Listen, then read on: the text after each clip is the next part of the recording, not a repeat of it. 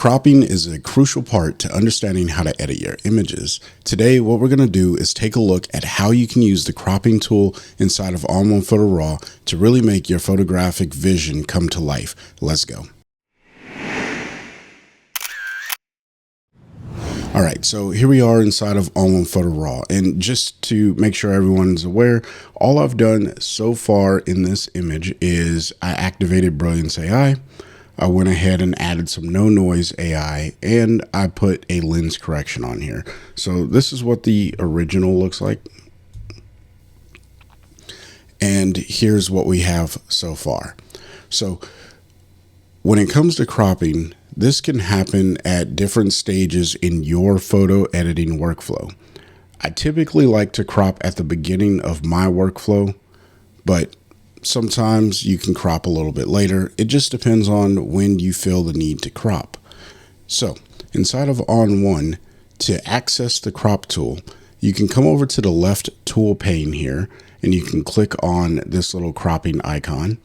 Or if you hover over it, you can see the default keyboard shortcut is the letter C. That's how I prefer to access the cropping tool. So I'm just going to go ahead and hit the letter C on my keyboard now. When the cropping tool activates, you get this grid overlay, and that just lets you know that you are now in the cropping tool.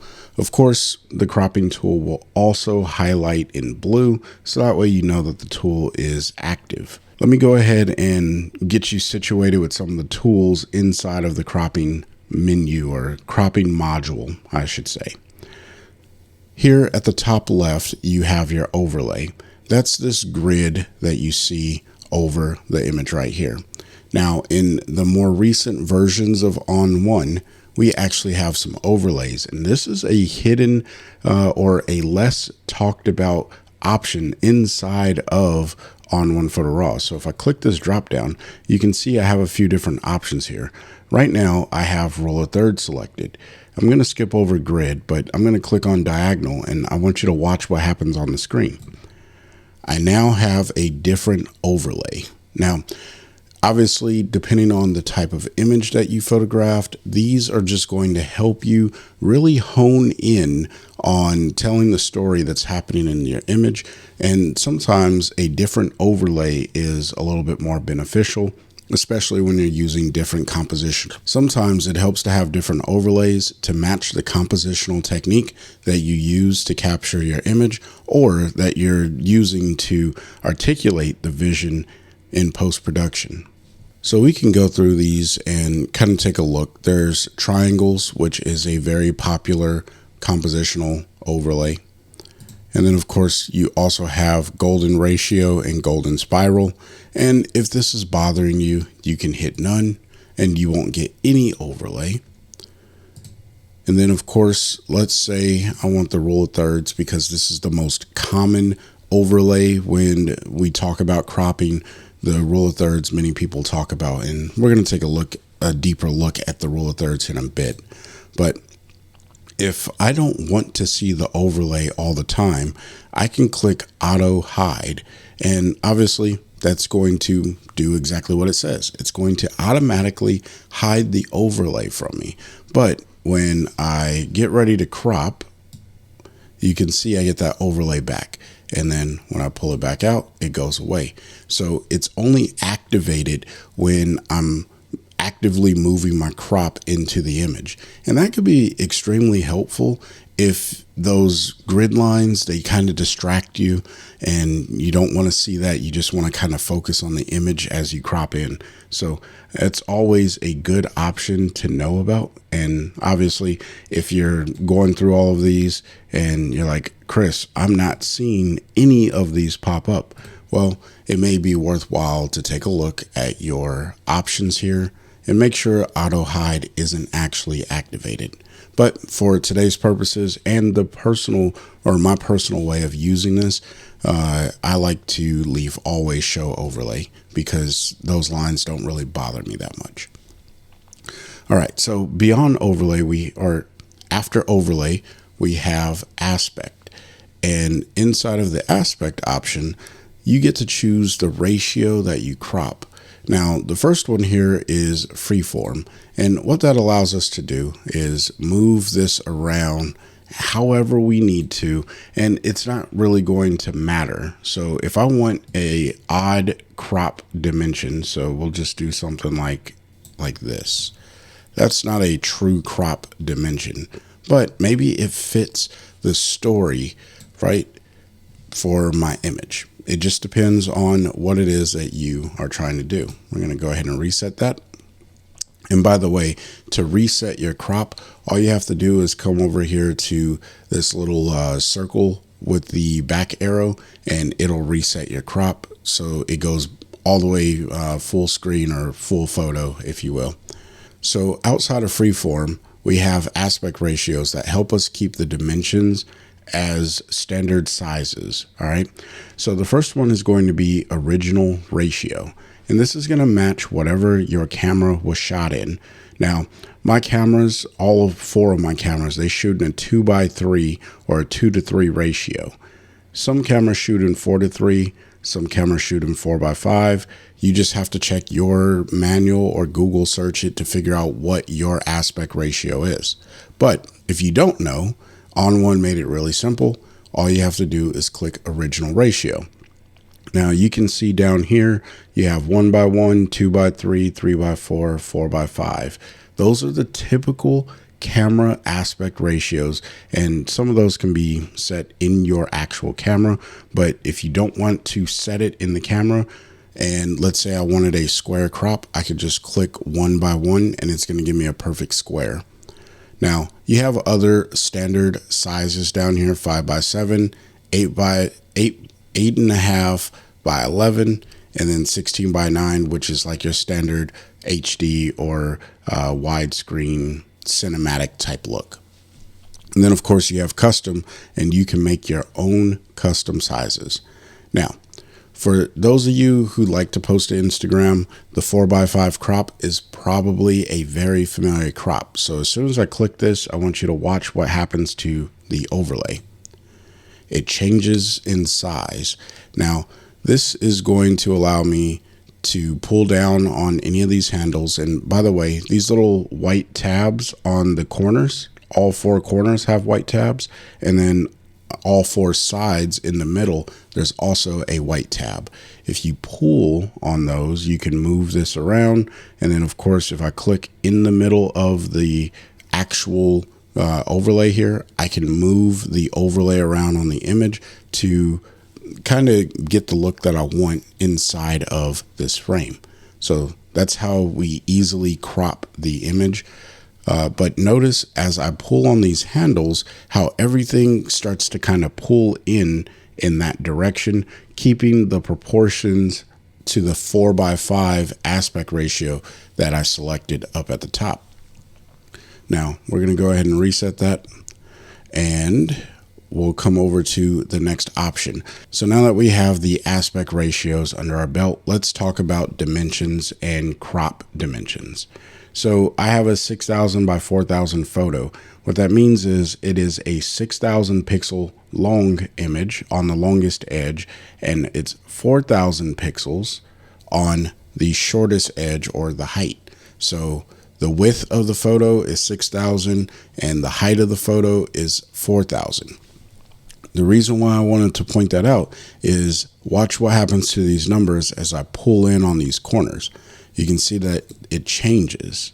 So now I have a photo. If I left this crop the way that it is, I have a photo that's 5,418 pixels on the long edge and 3,539 pixels on the short edge. All right. Now, what if I wanted to flip this, and instead of having a horizontal crop, I wanted to have a vertical crop? Well, I can go ahead and click these arrows right here. Oh, it's not working. There's a reason why it's not working. So when you have freeform selected, the arrows don't actually work to flip the crop. All right. So if you want to flip the crop, since it's freeform, I can just move in on these arrows, and you can see I now have a vertical crop. That's one way of doing it. Now, if you have a ratio selected, like in our case right now, I have original ratio selected. What I could do is just click these arrows, and you can see On1 conforms the crop, or flips the crop, I should say. So that way you can have a vertical crop if you wanted to take a horizontal image and turn it vertical, or at least put a crop in it, vertical. Or if you wanted to take a vertical crop, or if you wanted to take a vertical image and put a horizontal crop onto it. Now, let's go ahead and reset that. And that does come in handy later down the line. All right, so the next item is only available inside of the freeform aspect ratio, and that is the dimension count. You can choose pixels, inches, centimeters, or percent. If I'm being honest, I don't change this. I leave this at pixels, but if you want to see the percentage as you move around, you can click there and it'll allow you to kind of do that. But I don't find any value in being able to do that because I would really prefer to have the percentage inside of the constrained crops, or at least the original ratio. But you can see what happens when you click on one of the constrained crops. You lose the ability to change these indicators here. So not a huge fan of that, but neither here nor there. So the next thing is the leveling tool. Now this tool is really helpful when you have straight lines. If you click it, you can just click and then drag on your image, and you can get this line, or you get this line, and when you let it go, it just rotates the image. So if you have like just a slight skew in the image, or something that is straight that On1 can use to help even out the rotation of the image, then this is definitely a great way of being able to do that. Now, the other way, or the alternative way of rotating the image, is if you come over to the corner and just come right outside of the cropping boundaries, you get this little circle with an arrow, and that allows you to rotate as well. And this is like your manual method of rotating. So sometimes you do have to do this, and you can see it gives you a grid to help you kind of align things. So you find something that you can put one of these lines straight across, and then it'll be good to go in most cases. It doesn't always work, but it definitely is a way of rotating your image to get it as straight as you can. So between the leveling tool and rotating manually, and it's a little bit of not a finicky, but a finesse type thing, right? You come right outside of that bounding marker, or the crop boundaries, and then you have your little circle tool. All right, and you can rotate. And then of course you have the other manual way of highlighting the angle, and then just clicking and dragging over the word angle. You can see what's happening to this image here when I do that. And then you also have this little drop down. So you got a lot of ways to rotate your image. All right. I didn't realize how many methods of rotation you could use, but we're just going to go ahead and set this back to 0 because I don't think that I need to rotate this one. And then you have the little rotate 90 degrees, and this is going to rotate your image. All right. This is a transform tool. You can see that it's just rotating my image, and I just made it go all the way around. You could use that tool. I have not found a need to use that tool in my own workflow and editing. But if you have found a need to use these tools, the rotate tools here, when you're cropping, please share it down below. And then the next one is really for newer versions of On1. I want to say On1 2024 may have had this, but I know it's in 2025, which is the canvas extension. All right.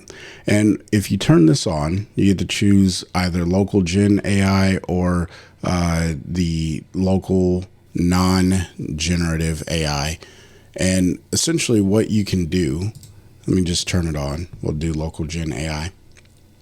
If, for some reason I need to extend my canvas, and usually this happens after you rotate an image. So if I were to rotate this image like so, let's do it like that, you can see I'm losing pixels up here at the top. All right. Normally that would just cut it off and it would be gone. But with the canvas extension, what I'm able to do is fill in some of these dead pixels or these lost pixels. So if I go ahead and hit this checkbox, On1 is going to think itself through, and it's going to use some of the local generative tools in order to build some pixels in these areas where there wasn't any information to build or to add into the image. Now, I do want you to be aware that the resolution is not always the best when it comes to the generative AI stuff. It's good in a pinch, but I wouldn't rely on it heavily. All right. And I also wouldn't recommend cropping heavily to the point where you have to, add in a lot of the generative fill to extend your canvas. But in a pinch, if you want to keep your aspect ratios or your dimensions just the way that they are, this is a great way of filling in those pixel spaces that may be missing some information. But obviously, it comes at the trade-off of a little bit of time. And I'm not cutting this portion of the video. I just want you to see how fast it works. So that way you get a gauge of if this is something that you want to explore or not. So now I have all of those areas filled, and you can see what it did down here in the bottom left corner of the image. It did add in a little bit of artifacting. Now, obviously, if you use the stability AI, you may get better results. But again, that's just something that I want you to know what it is. I use it like, I think I may have used it 3 times the entire time that it's been available to me. It's just not something that I personally care to do, because on the day of photographing, it's probably better just to make sure that you get it right in camera as far as photographing more information, and then knowing that in post-production that you're going to come in and crop. That way it gives you a little bit more room. So now that we've gone through all the tools and we understand how they work, let's talk about using them in a practical sense. So here we have these birds, and you can tell I still have the generative local gen AI or the canvas extension that's applied to this image. I don't really care for the results that I got with that. So what I want to do is really tell the story of these birds right here in the area. So I'm going to go ahead and click on my aspect ratio, because this is typically where I start. The rule of thirds is the most common method of cropping, and I find it the easiest to use. I'm going to keep the original aspect ratio of what my camera shoots at, which is 2:3. And then I'm just going to go ahead and pull this in and reposition the crop to put these birds kind of in the area. Now, I don't want to extend the canvas, so I'm going to come up to canvas extension and turn it off. Now, the reason why I know that canvas extension is on is because I can move this crop essentially all the way off of the image. Now, when I turn this off, watch what happens to this space over here.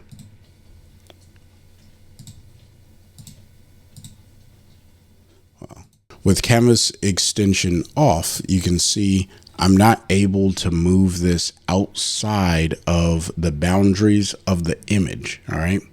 And that's actually extremely helpful to me, because I know that all of the information that I need for my crops is contained within the image, which means that I've captured it at the resolution of my camera. All right. So, and again, this is why I say it's better to get all of what you need in the frame and crop later than to rely on the generative fill AI and stuff like that. So I digress. But now what I want to do is just reposition everything, make these birds look the way that I want. Now, what am I looking for when I reposition? Again, there's different techniques, ideas. The main subject of my photo is this bird in the lower right here. And on the rule of thirds, you have what's known as PowerPoints or intersection points, whatever. People call these things differently, but there's 4 of them. You have one here, here, here, and here. Now, depending on what the subject is in your photo, you usually want to put your subject somewhere near one of those points. Doesn't matter which point you choose, it's your composition, right? But for me, I want my bird in the lower right, somewhere in this area. Now, obviously, where you put the bird in the area is completely up to you, and I'm no expert at what compositional rules make the most sense. All right, you just kind of have to figure out the visual weight, and that's a fancy way of saying what looks the best to your eye when you are cropping into the image.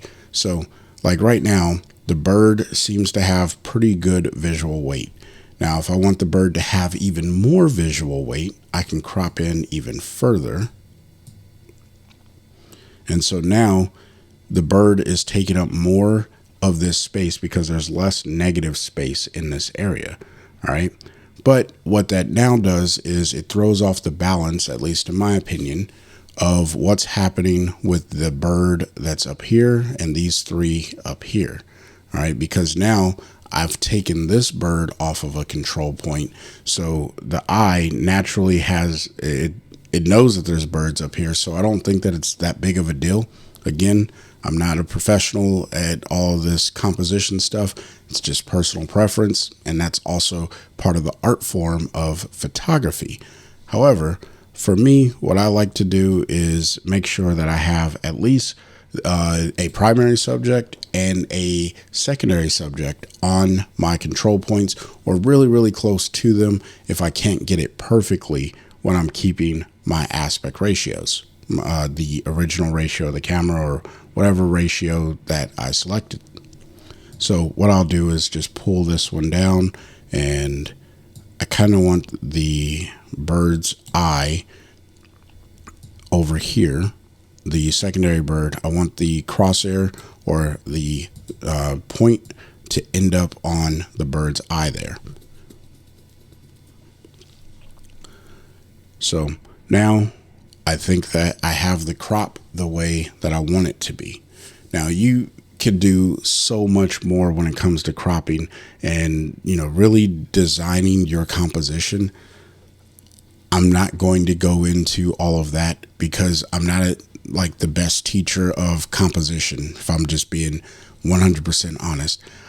I make compositions that I like, but it may not be the most uniform for what other people like. All right. I go against the grain on a lot of the compositional rules, minus the ones where I'm putting points of interest on these impact points or intersection points. Once you have your crop, you can go ahead and hit the blue check mark over here, or you can hit enter on your keyboard, and you can see I now have my cropped image right here available to me. And then you can go ahead and start doing some other things inside of ON1 to finish editing the photo. Now let's go ahead and hit the letter C and talk about a few more things before we close this video out. So inside of the crop module, you can see this black mat around the image. Essentially, I'm throwing away all of that information when this image gets exported from ON1. While it's inside of ON1, your cropping is non-destructive. This is really good because that means if I get done with my edit and I'm like, you know what, I really want to go back and re-crop my image, I can come back in here and I can recrop the image. So I can just pull this out a little bit further and, maybe do a crop that looks like this. And I don't know, maybe I like that. And then I can hit enter again, and now I have a completely different crop than what I had before. Or, like I mentioned, if I want to go a vertical crop with this, I can go vertical, reposition, and then I can hit enter, and all of these things are non-destructive. And that's one of the beauties of working inside of ON1 Photo Raw. However, what I want you to know is the more you crop into your image, the less resolution that you're going to have when you export your image. All right. And that could be a big deal, especially if you're using a camera with 20 megapixels. And let's say I was just going to, like this, I'm using a 24 megapixel camera. I'm going to just go ahead and get right into this bird. Like, let's say I only wanted to get this bird in the frame like so. Watch what happens when I hit return.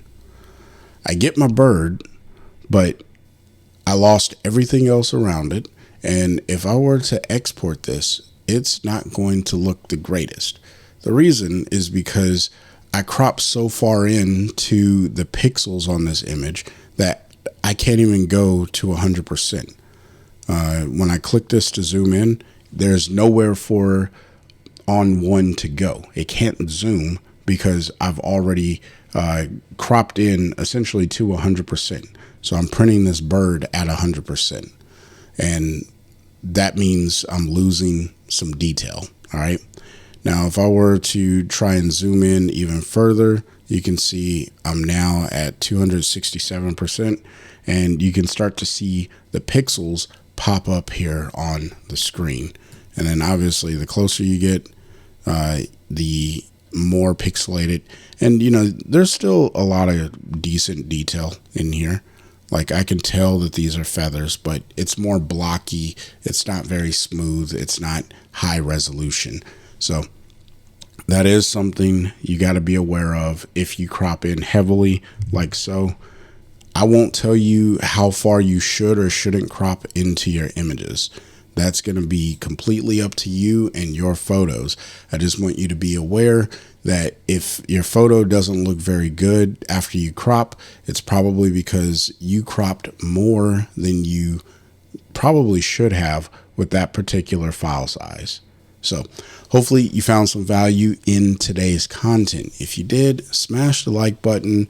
Let me know what you think about cropping inside of the comment section below. If you want to save some money when you pick up ON1 Photo Raw or anything over at the ON1 store, consider using my coupon code FreeWillPhotos20. It'll save you a little bit of money. I make a small commission, but all that is at no extra charge to you because you're actually saving some money, and I greatly appreciate it. Now, if you want to learn more about using ON1 Photo Raw, consider signing up for a training call with me down in the description box below. I'll walk you through ON1 Photo Raw, help answer any of the difficult questions or confusing items of ON1 for you in this coaching call. If you got questions about that, you can send me an email or just leave a comment down below and I'll do my best to answer the questions in the comment section. With all that, until next time, I want you guys to stay inspired and keep creating. Peace.